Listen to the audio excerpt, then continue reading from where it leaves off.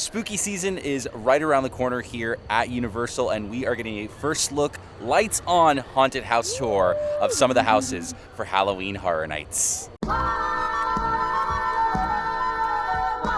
Hello Universal fans, it is me, Vincent. Welcome back to VincentVision.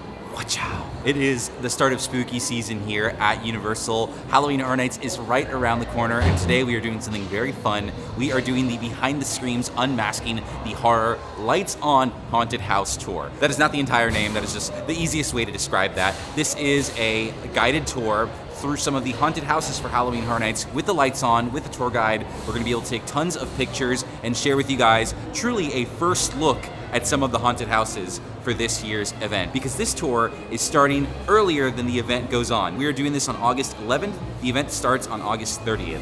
We're gonna be going through 3 haunted houses this morning. We are gonna be doing Slaughter Sinema 2, Deadly Exhibits, and the Triplets of Terror. There are going to be spoilers ahead, so don't watch this video if you don't want any of the haunted houses spoiled. But if you really want an opportunity to get a really great look at some of the craftsmanship that goes into these haunted houses, this video is for you. We're checking in now. We have an 11 a.m. check-in time with a tour guide that we love. His name is David. He's been doing this for years. We've done the lights on tour with him before. We think it's great. We are checking in at Soundstage 18. This is the former Blue Man Group Theater. This is where you would go if you were doing the lights on tour. We're heading in. This is our table here. They've got some fun costumes from last year's Dark Zodiac Scare Zone, and we've got our lanyards. So this party is about to kick off in just a little bit. We're gonna run around the park. It's gonna be a lot more pictures than videos in here, but I'll try to pop in with our thoughts throughout the tour. So let's get this started. Ooh. Are a girl's best friend you can hear playing. You know, if it's a very, very important diamond, like the Hope Diamond, do you know where they keep those types of things? In a museum. I think that's a cue to start off our first leg of the tour by going to a special museum, because I'm getting word right now, looks like they are bringing in a special exhibit. So we're gonna check out what's going on at this museum. So we are heading over to our first house now. This is going to be Deadly Exhibits. As soon as I head backstage, I'm going to switch over to picture mode. I will see you in our first haunted house of the tour, Deadly Exhibits. So the first stop on the tour was the museum, Deadly Exhibits, and this is one of the 6 original haunted houses this year. This is the first time in a while that we've actually had more original haunted houses than we've had IP, intellectual property, haunted houses at the event, which is very, very cool. The premise for this one, I'm going to keep it as simple as possible. This is the Museum of International Folklore, and they are bringing in an exhibit called the Rotting Stone, which is this big evil stone that has corrupted and is warping the museum. So as you're going through the museum, you're going through different exhibits, and the museum is coming alive and trying to get you. I need to apologize to our tour guide David before I continue in this video. I took a lot of pictures in these haunted houses, and I wanted to get some pictures of him in action. None of them came out good. So you're gonna have a lot of kind of halfway faces in this video, David. I apologize, but you are a wonderful tour guide. He did a really, really great job at taking us through the haunted houses and especially showing us the craftsmanship that goes into each of the haunted houses. The details that you wouldn't really notice when you're going through a regular Halloween Horror Nights night. That is why you do these tours. This is the lobby of the Museum of International Folklore, and if you look up on the top over there, that's actually a column from the 2nd floor of the museum that's rotted through. The rotting stone has already started to corrupt the entire building. You're gonna see a lot of dead bodies with khaki vests in this haunted house. These are the employees of the museum, and they show up in a lot of grisly ways. This guy looked very sad when he died.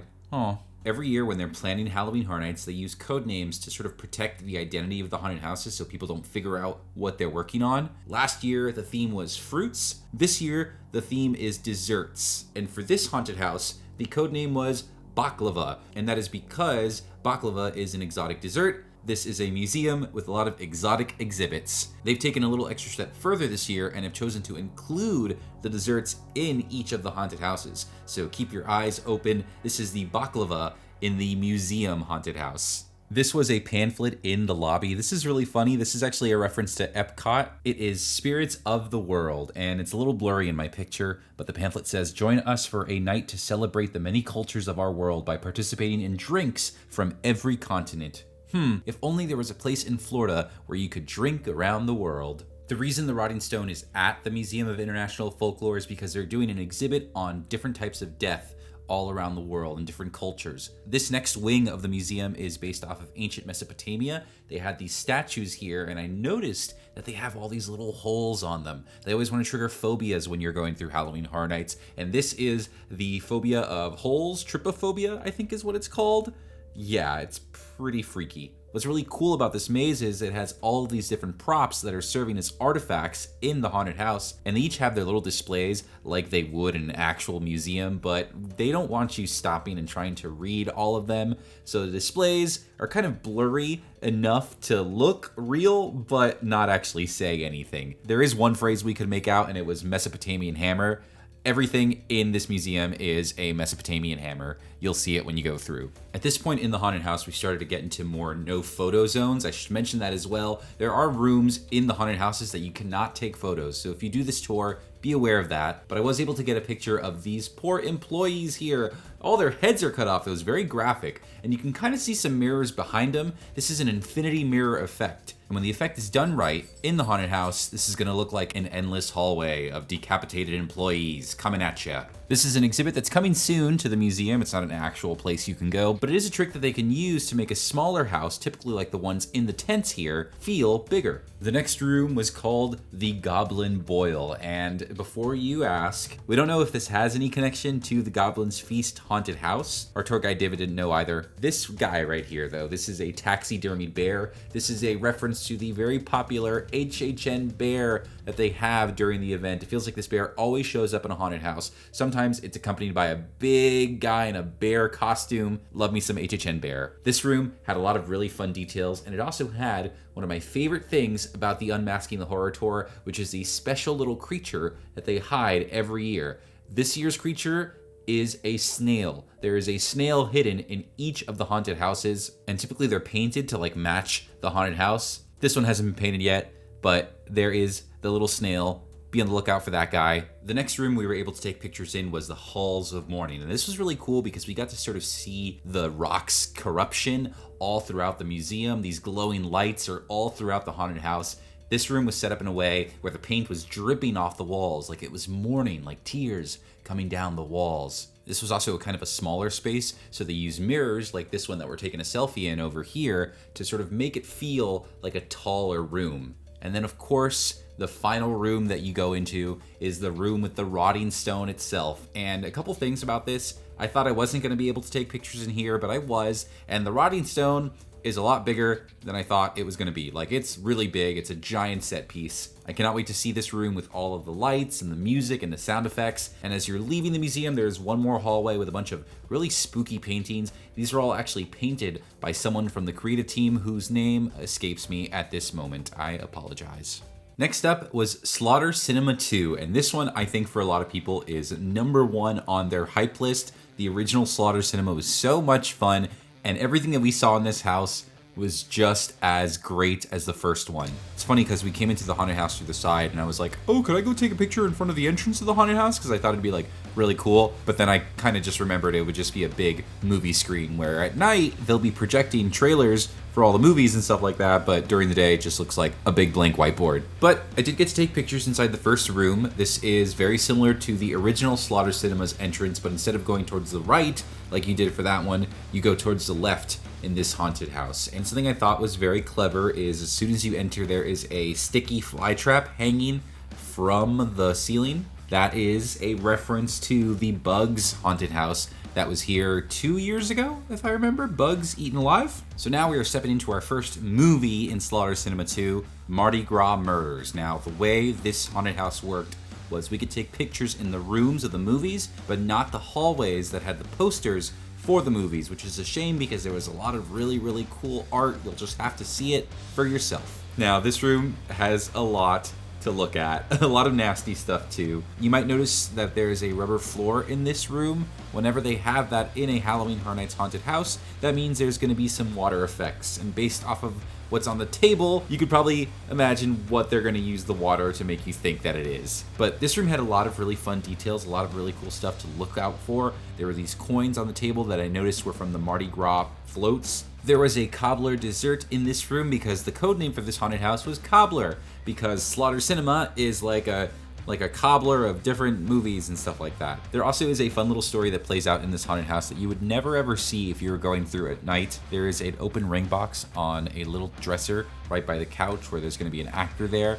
But the girl who's been killed by the Mardi Gras murderer has a ring on her hand. So these newlyweds did not get to spend too much time in Mardi Gras, it seems. The snail that's hidden in all of the haunted houses is in this room as well. This room was really cool. It was meant to be like you were on the second level of a New Orleans house. So the next room in Slaughter Sinema 2 was Killer Kringles, and this is your Santa Claus story. We're at the North Pole, we're at Santa's workshop, and there's going to be a bunch of killer elves and Santa who are killing all the people. Hey, listen, you know, no one said the plots of Slaughter Sinema 2 had to be super complicated, but this room was really cool. It was very big, and there were a lot of props to look at. Also, a lot of bloody dead bodies as well. Of course, as you would expect in a Santa Claus room, there was a naughty and nice list. All the people's names on the naughty and nice list were people from the creative team, all the people who come up with and build and design the haunted houses. They always got to reference themselves somehow. But from there, we went into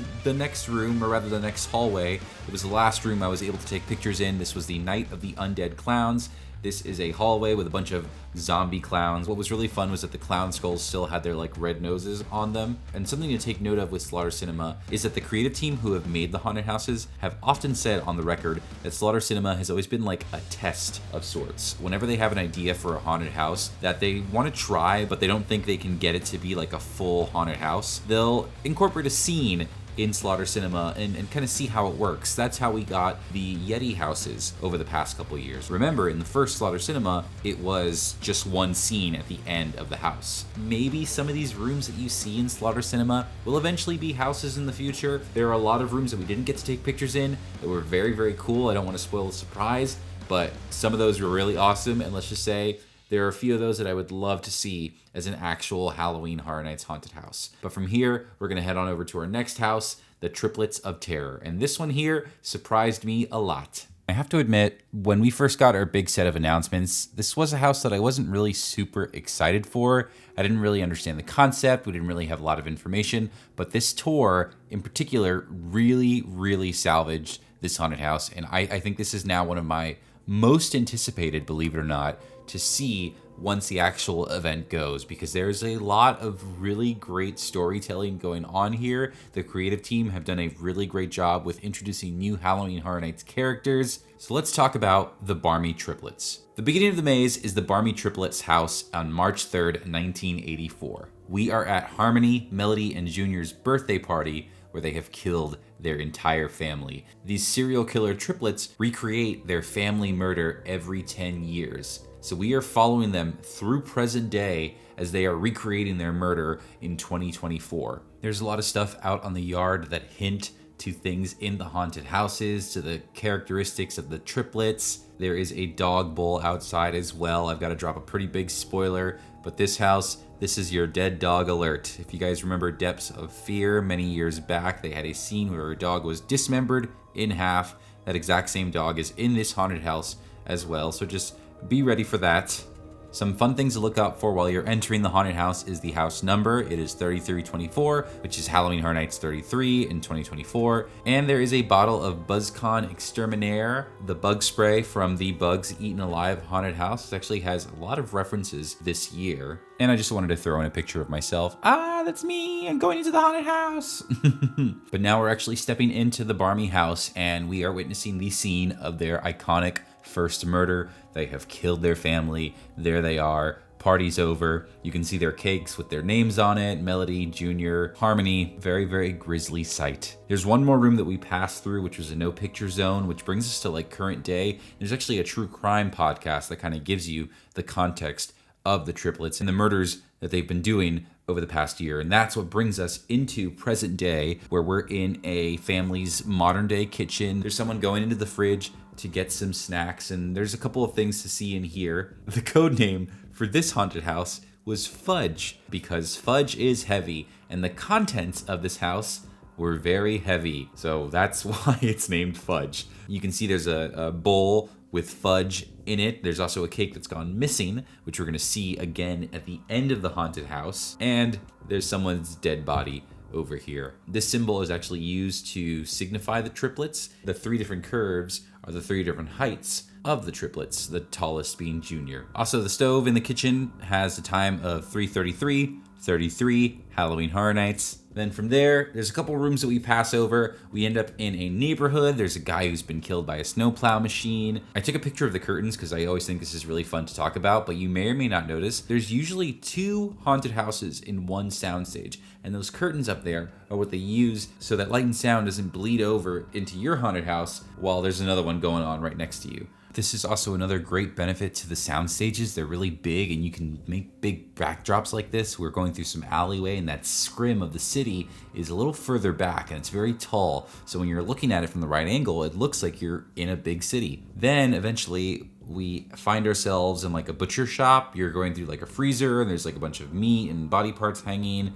And then eventually it leads us into the current day Barmy Triplets birthday party with all of the victims that they have gathered, all the different heads and pieces. This room was very graphic, very violent. Like I couldn't imagine like what would happen if I saw this in real life. Thank goodness this isn't real. There's a symbol. Again, it's right on a barrel as soon as you enter the room. You can see they've made themselves a cake. That cake that they stole from the house is now in this room here. Gosh, their happy birthday is written in guts. There's a head filled with teeth and fingers like a piñata. A lot of stuff going on in this room. This definitely gives me like Blood Moon Dark Offering vibes from last year. It was a very, very sort of graphic grand finale. I'm expecting to see all the twins in this room.